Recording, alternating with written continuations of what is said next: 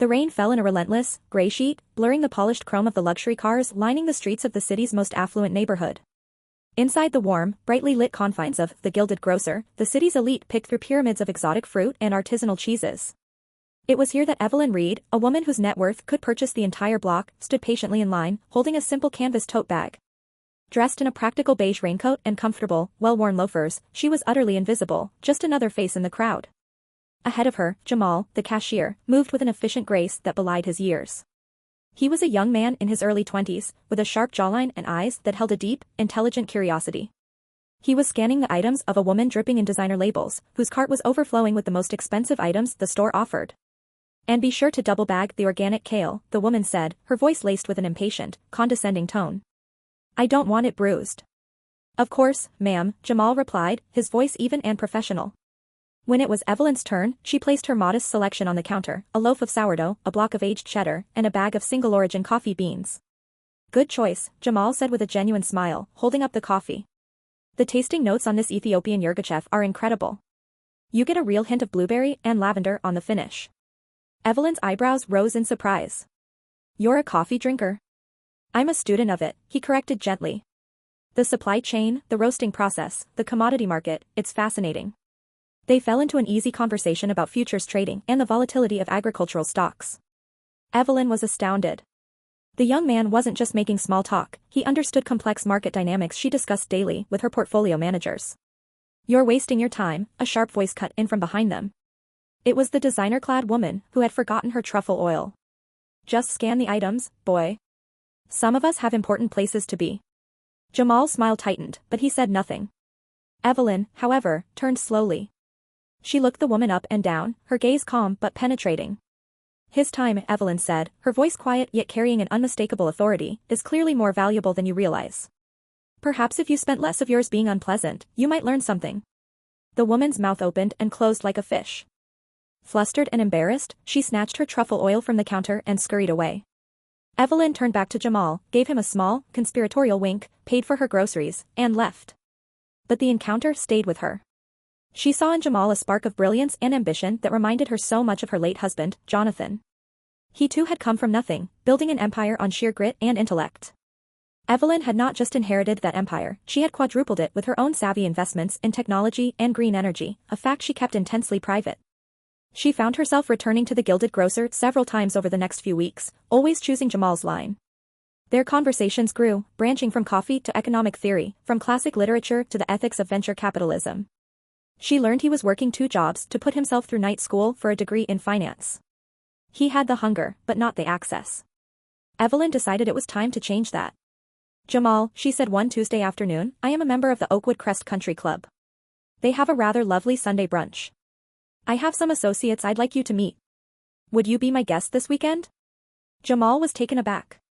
The Oakwood Crest was a fortress of old money and exclusivity, a place people like him only read about. "Me? Ma'am, I wouldn't know what to do there." "You'll do what you do best," Evelyn said warmly. "You'll listen, you'll learn, and you'll charm them. Just be yourself. I'll handle the rest." That Sunday, the sun had broken through the clouds, casting a brilliant, unforgiving light on the manicured perfection of the Oakwood Crest Country Club. Evelyn pulled up to the grand entrance not in a Rolls-Royce or a Bentley, but in her 5-year-old, impeccably maintained Lexus sedan.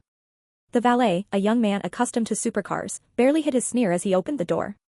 When Jamal stepped out, dressed in a smart, borrowed suit that he wore with a natural elegance, the sneer on the valet's face morphed into confusion. On the sprawling veranda, a hush fell over the clusters of members sipping mimosas. Conversations paused mid-sentence. Eyes followed the unassuming older woman and the handsome young black man as they walked toward the entrance, a wave of whispers and icy stares trailing in their wake. "Who on earth is that with Evelyn Reed?" one woman murmured behind her hand. "I didn't even know that was Evelyn Reed," her companion replied. "She always looks so plain." The hostility was a physical force, a cold wall of disapproval. Jamal felt his confidence waver, his hands growing clammy. He felt 1,000 pairs of eyes dissecting him, judging him, dismissing him. Evelyn seemed oblivious. She greeted the hostess with a warm smile and was led to her reserved table on the sun-drenched terrace, a prime spot overlooking the 18th green. As they sat, Evelyn could feel the temperature drop. The ambient chatter of the terrace had become a low, conspiratorial hum. They had barely unfolded their napkins when a shadow fell over their table. It was Beatrice Ellington, the club's self-appointed matriarch, flanked by two of her acolytes. Beatrice was a woman sculpted by privilege, her smile a weapon of polite, venomous condescension. "Evelyn, darling," Beatrice began, her voice as sweet and cloying as saccharine. "So lovely to see you. We were just noticing, your guest."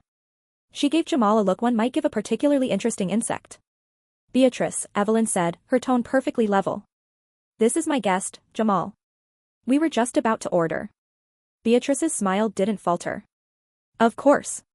It's just that, well, the club has certain standards, a certain atmosphere we strive to maintain. We want all our members to feel comfortable. And perhaps your guest might feel more comfortable in a setting that is a bit more, shall we say, familiar to him." The racist implication hung in the air, as thick and foul as cigar smoke. Jamal stiffened, his face a mask of controlled indignation. He was about to stand, to say something, but Evelyn placed a gentle hand on his arm, a silent command to wait. Evelyn looked up at Beatrice, her expression unreadable. "You're quite right, Beatrice. Comfort is important." She then turned her gaze to Jamal, her voice clear and proud. "Which is why I brought my protege and financial consultant to a place where he can observe the consequences of stagnant, inherited thinking." She continued, her voice projecting to the surrounding tables. "Jamal has been advising me on a new portfolio of disruptive tech startups. His insights into market trends are more valuable than the entire collected opinion of this terrace. You see, he represents the future. Something I fear many here have forgotten how to recognize." Beatrice's painted smile froze. She and her friends were left speechless, unsure how to respond to such a direct and unexpected counterattack. They retreated, flustered and simmering with indignation. For a while, an uneasy truce settled over the terrace. But the poison had been sown. Beatrice was not one to be publicly challenged. She went directly to the club manager, a man named Mr. Davies, whose spine was as flexible as his desire to keep his job. A few minutes later, Mr. Davies approached Evelyn's table, his face pale and beaded with sweat. "Mrs. Reed," he began, wringing his hands. "I am so terribly sorry, but we've had several member complaints. It seems your guest is causing a disturbance." "A disturbance?" Evelyn asked, her voice dangerously quiet. "By sitting here? By breathing? I've been asked to request that you and your guest leave," he stammered, avoiding her eyes. That was it. The final line had been crossed. Evelyn slowly folded her napkin and placed it on the table. She stood up, not with anger, but with a profound, chilling stillness that commanded the attention of the entire room. The terrace fell completely silent. Every eye was on her. "Mr. Davies," she began, her voice resonating with a power no one there had ever heard from her. "This club was founded over 60 years ago on the principles of community, integrity, and forward-thinking leadership. My late husband, Jonathan Reed, was one of those founders." A collective gasp rippled through the crowd. The name Reed was etched in bronze on a plaque in the lobby, a name synonymous with the club's very existence. "He believed in building bridges, not walls," Evelyn continued, her gaze sweeping across the stunned faces. "He would be ashamed today. He would be ashamed of this petty, blind bigotry. He would be ashamed of what this club has become." She paused, letting the weight of her words sink in. Beatrice Ellington looked as if she had been struck by lightning. "You all seem to enjoy the new tennis complex, don't you?" Evelyn asked conversationally. "And the recently renovated ballroom? The upgraded golf course irrigation system?" She let the questions hang in the air. "Those improvements were funded by a series of large, anonymous donations made over the past 5 years. That anonymous donor was me." The silence was now absolute, a vacuum of pure shock. "You see," Evelyn said, her voice dropping to a near whisper, though every person heard it as if she were screaming.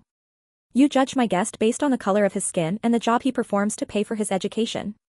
You judged me for my simple coat and my quiet demeanor. You judged everything, but you understood nothing." She took a breath and delivered the final, devastating blow. "My net worth, which I have personally quadrupled since my husband's passing, is currently valued at just over $950 million. A significant portion of my liquid assets has been, until this moment, propping up this institution. Mr. Davies, when you file for bankruptcy next year, and you will, please tell the board it was because of the high price of prejudice." She then turned her back on the sea of horrified, ashen faces. She looked at Jamal, whose expression was a mixture of awe, shock, and profound respect. "Jamal," she said softly, as if they were the only two people in the world. "They seem to have lost their appetites. Shall we have our brunch?" He could only nod, a slow smile spreading across his face. They sat back down. Instantly, a terrified Mr. Davies was at their side, followed by a swarm of waiters, all falling over themselves to pour water, offer bread, and take their order. Evelyn and Jamal ate in quiet comfort, while the rest of the Oakwood Crest members sat in a state of stunned, humiliated silence, their expensive food turning to ash in their mouths. After a long, leisurely meal where they mapped out the first steps of his new future, Evelyn and Jamal stood to leave. They walked through the dining room, a path parting before them as if she were a biblical prophet. No one dared to meet her eye. At the door, she paused and spoke to the petrified manager one last time. "I will be liquidating my membership and withdrawing all financial support, effective immediately. I will, however, be redirecting that capital. I'm establishing a new foundation, a mentorship and scholarship program for bright, underprivileged young minds who are judged on the content of their character, not the circumstances of their birth." Her eyes found Jamal's.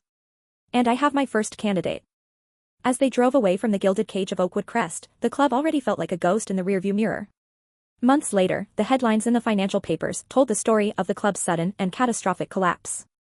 But Evelyn and Jamal didn't read them. They were too busy in her penthouse office, overlooking the sprawling city, planning their next investment, a partnership built not on old money or outdated prejudice, but on the solid gold of merit, respect, and limitless potential. Thank you for watching. We hope this story resonated with you. If you believe that a person's worth is defined by their character and ambition, not their background or the clothes they wear, then please like this video. And for more stories that challenge perspectives and celebrate the triumph of merit, make sure you subscribe to our channel.